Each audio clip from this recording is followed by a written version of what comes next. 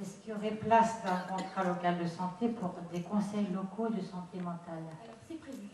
En tous les cas, c'est vraiment un appel au secours presque, j'ai envie de dire, de certains maires qui ont des situations dramatiques à gérer sur leur territoire. Donc, oui, on est parti là-dessus. C'est en train de se formaliser et l'ARS était très prenante.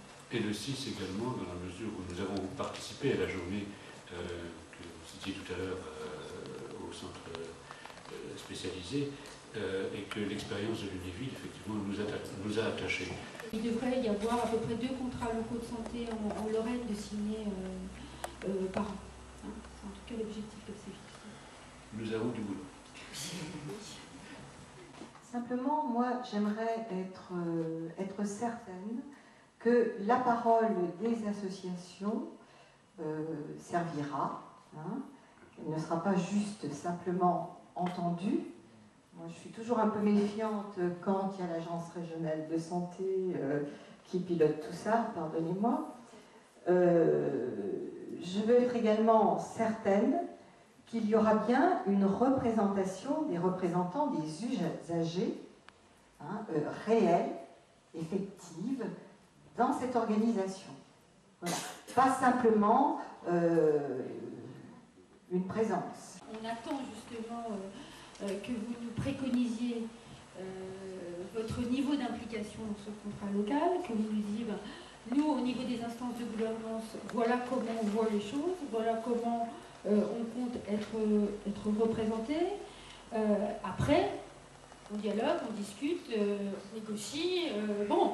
Mais c'est un peu là-dessus qu'on vient vous chercher aussi, c'est-à-dire quelle va être votre place, quelle place vous souhaitez prendre, et vous l'avez bien compris, non seulement dans des avis sur le texte en lui-même, en nous donnant aussi votre proposition de participation aux instances, et du moment T jusqu'à la fin et la réécriture d'un nouveau contrat local. Hein, donc c'est bien tout ça qui nous attend. Donc, bon, après, moi, en tant qu'élu, je représente d'une certaine façon les citoyens, je me fais garante, évidemment, de la représentation des associations.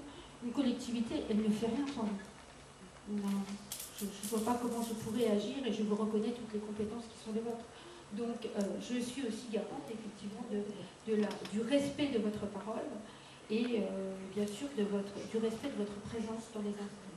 Mais faites-nous des propositions, en tous les cas, et à ce moment-là, on verra comment on vous intègre. Et au long cours, c'est ça qui me semble très important, à toutes les phases aussi, hein, diagnostic, définition, et puis, bien évidemment, surtout évaluation et ajustement. Nous avons prévu une réunion pour concerter notre réponse en début septembre, parce que ce sera important. Très bien. Je vais vous donner acte, madame, de tout ce que vous nous avez dit et proposé cet après-midi.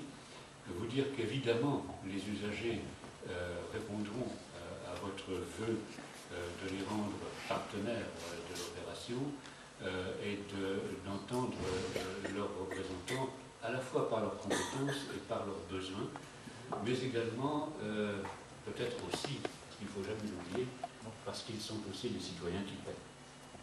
Merci à vous en tous les cas pour ce moment.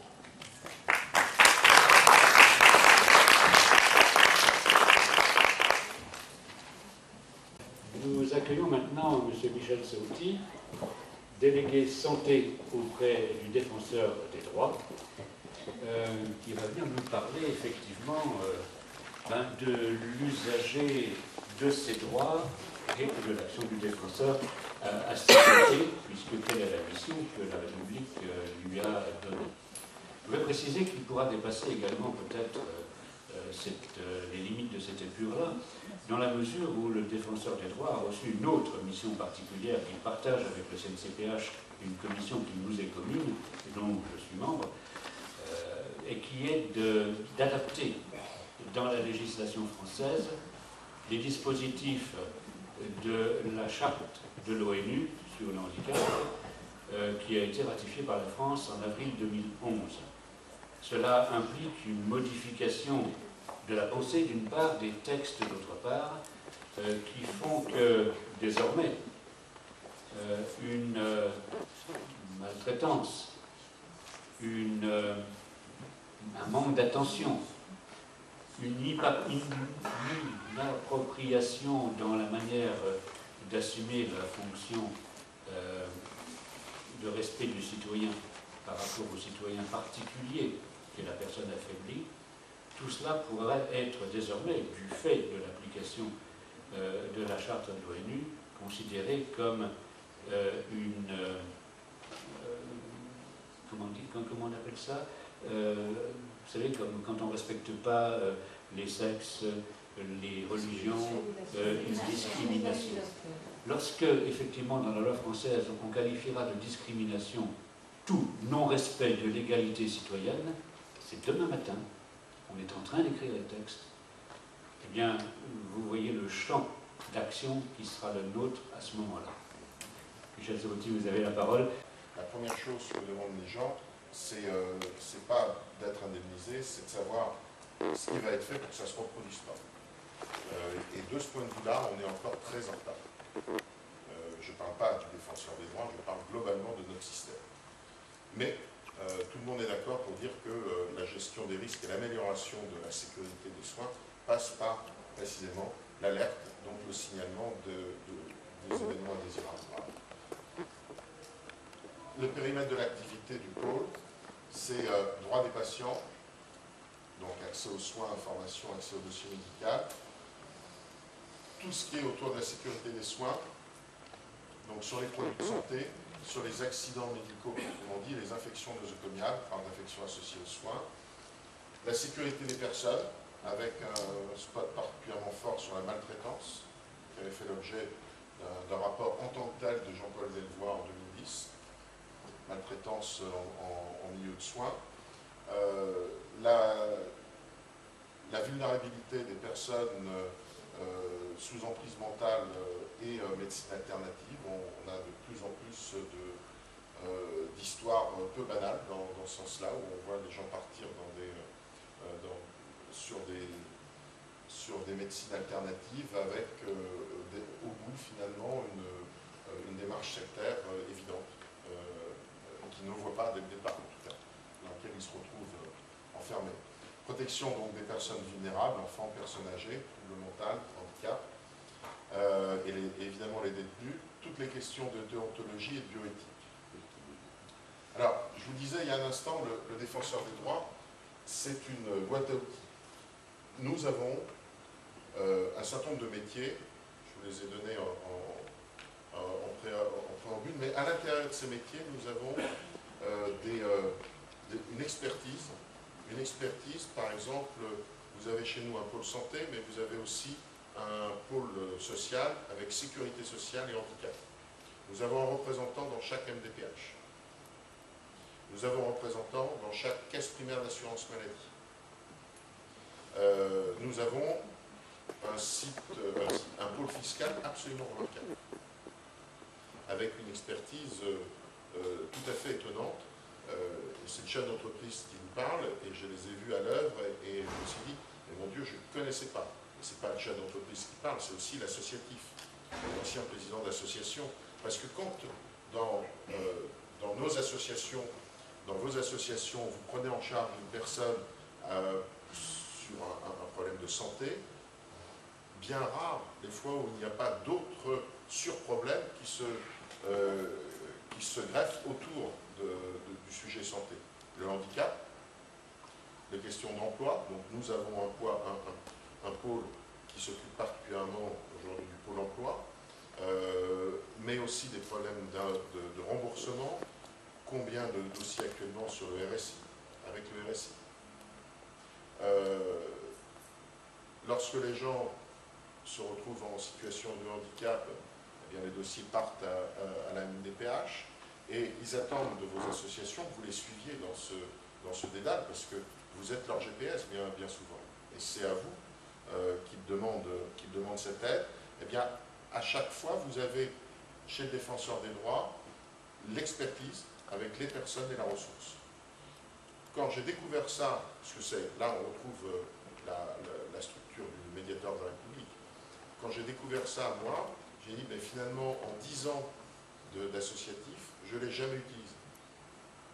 Alors que, au lien, on avait des personne qui se retrouvait avec une infection, derrière des complications et une invalidité, une perte d'emploi, donc se retrouve et éventuellement des problèmes liés au fisc, parce que quand vous perdez 70% de vos revenus sur une année, ça ne va pas être facile de payer vos impôts de l'année d'avant. Enfin, toute une cascade comme ça de difficultés, dont le point d'entrée, c'est le soin, mais à l'arrivée, on se retrouve avec des domaines de compétences que l'association ne maîtrise pas forcément, mais que l'on retrouve ici, et qui sont capables de vous accompagner. Nous acceptons évidemment les saisines des associations.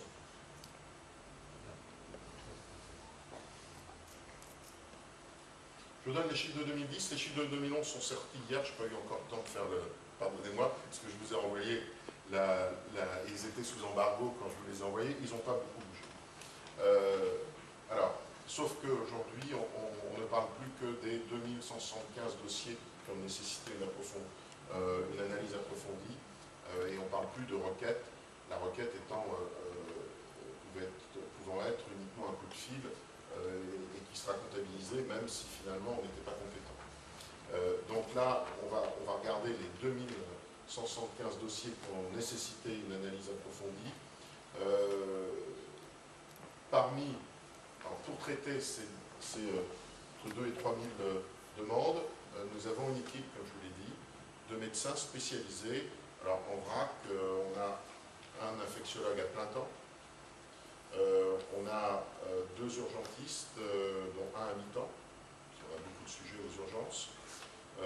En chirurgie, on a un chirurgien de la naissance, un chirurgien digestif, un chirurgien orthopédique, on a un neurochirurgien, on a 2 psychiatres, on a depuis peu un dentiste, parce qu'on a de plus en plus de sujets, là c'est la médecine de ville, en dentaire.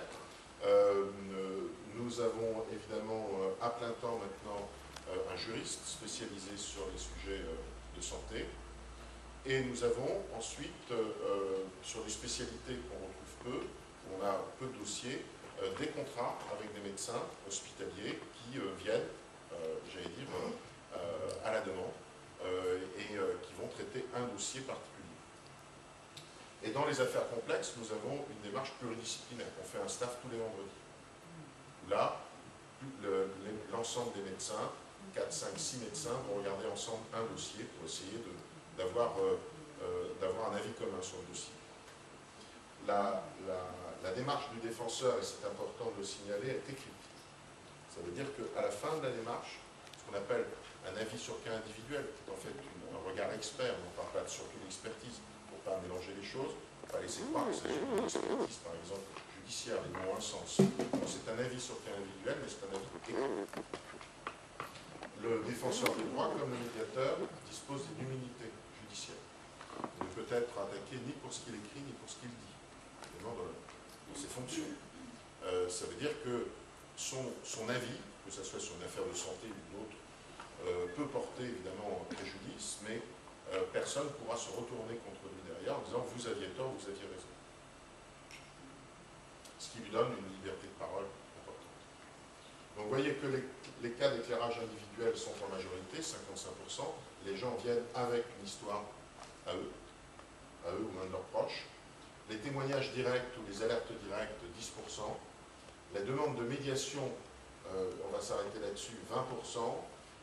Et l'information juridique, en général, sur les risques et les soins, c'est 15%. Demande de médiation, la demande de médiation directe, les 2/3 de ces 20% viennent des professionnels de santé eux-mêmes. C'est très rare qu'une famille nous appelle en disant « je voudrais une médiation ». D'abord parce qu'ils ne connaissent pas, surtout ce n'est pas une démarche naturelle du côté famille. La démarche par contre elle est de plus en plus ancrée du côté des professionnels qui voient une situation leur échapper avec une famille et avant de se retrouver devant une CRCI ou devant un tribunal, sachant que pour eux il n'y a pas de matière rare et que c'est juste de l'incompréhension et de la difficulté de parler, eh bien vont demander, et souvent on est en échec devant la QPC, c'est après une situation d'échec QPC, vont demander au médiateur de la République, maintenant défenseur des droits, d'intervenir dans le cadre d'une médiation. Évidemment, il faut que la famille soit d'accord. Donc, comme je vous l'ai dit, la médiation chez nous est sanctuarisée. un peu comme la médiation familiale, où rien que de ce qui s'écrit et de ce qui se dira pendant cette médiation pourra être par l'un ou par l'autre utilisé au contentieux. C'est pas négociable. C'est-à-dire que si on essaye d'avoir des informations sur une médiation pour aller demain au contentieux, c'est pas la bonne voie.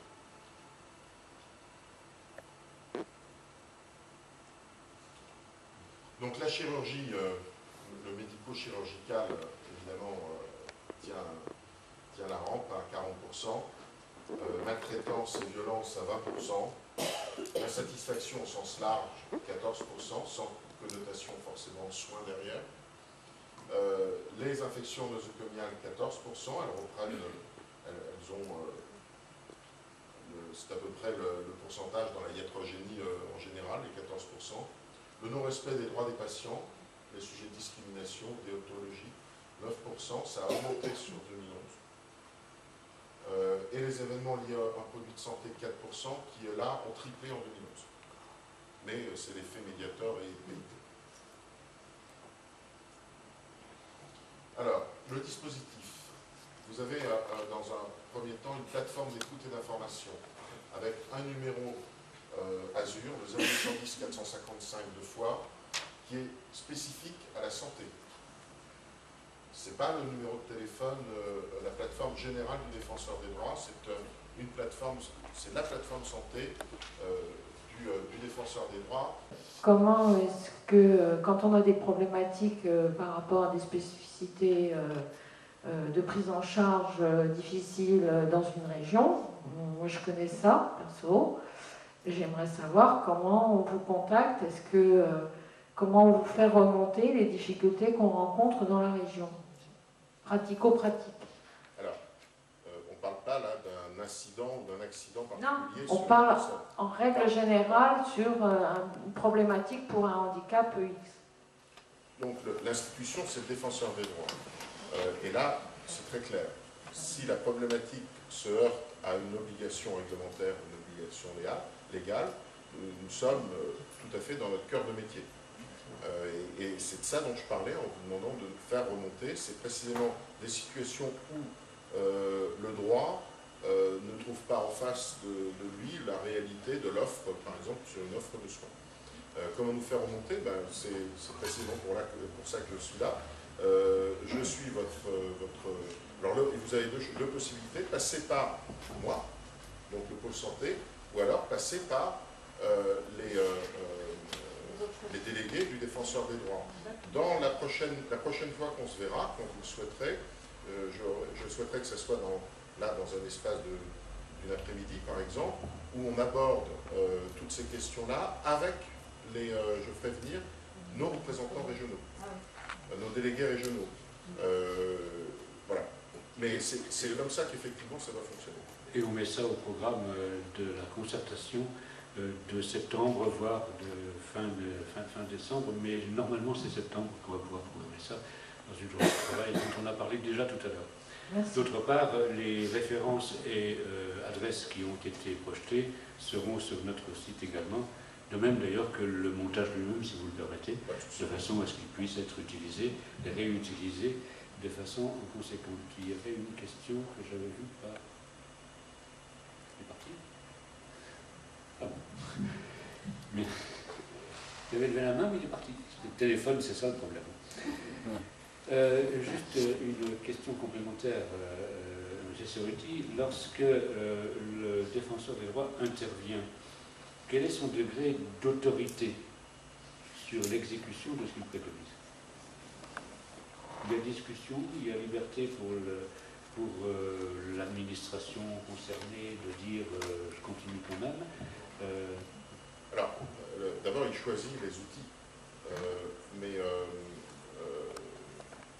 il est en situation juridique de pouvoir obliger l'administration à mettre en œuvre une mesure corrective sans délai. D'où ces pouvoirs aussi de sanction vis-à-vis, non pas du privé, mais du public, donc de l'administration. Donc, il peut mettre en demeure l'administration avec un délai sur un dossier médical. J'ai l'exemple, puisqu'on l'a fait, on a mis en demeure chef d'établissement de communiquer sous huitaine un dossier médical sur lequel il y avait déjà eu 10 demandes lestées lettres mortes. Bon là, on a en général bien une cause. C'est à ce moment-là aussi qu'on peut avoir un courrier où ça nous est arrivé, on dit bah oui, mais nos archives ont brûlé. On vérifie juste qu'effectivement ça a été le cas, c'était dans un établissement privé. Face à ce genre de circonstances, évidemment, il n'y a plus de sujet, mais l'inverse, c'eût été mieux de le dire dès le départ. Mais oui, il a un pouvoir de sanction. Et on a même vu là récemment, c'est ce qui faisait d'ailleurs cette histoire dont je vais vous parler, c'est ce qui a fait, on a bien vu la différence entre le médiateur de la République et le défenseur des droits sur la même histoire, l'histoire des PV. Je ne sais pas si vous en souvenez, ça a été la première affaire médiatisée où on a parlé du défenseur des droits il y a quelques mois. C'était un monsieur qui a vendu sa voiture et pendant 4 ans, il a continué à recevoir des PV. Jusqu'au moment, au départ ça fait sourire, mais arrivé un moment, il s'est retrouvé avec une saisie conservatoire sur son salaire, plus de revenus, enfin c'était l'enfer. Et puis il a fait la grève de la faim. Il est allé voir le médiateur de la République, qui a évidemment préconisé, mais ça en est resté là. Là, le défenseur des droits a récupéré cette affaire, il a fait une injonction aux 2 ministres concernés. D'un côté, le ministre du budget et de l'autre, ça devait être, je sais qu'il y en avait un deuxième dans l'histoire. Les ministres ont réagi immédiatement en 24 heures en demandant à l'administration de cesser l'ensemble des poursuites. Et dans la foulée, il y a une proposition de réforme qui a été lancée par le défenseur des droits et qui s'est transformée en proposition de loi qu'on ne puisse plus juridiquement poursuivre quelqu'un après que sa voiture ait été vendue et dûment enregistrée en tant que telle. Une fois que la préfecture a bien enregistré le changement de carte grise, il doit y avoir une impossibilité pour les pouvoirs publics de continuer à poursuivre sur des PV non pas acquis avant la vente, mais depuis la vente.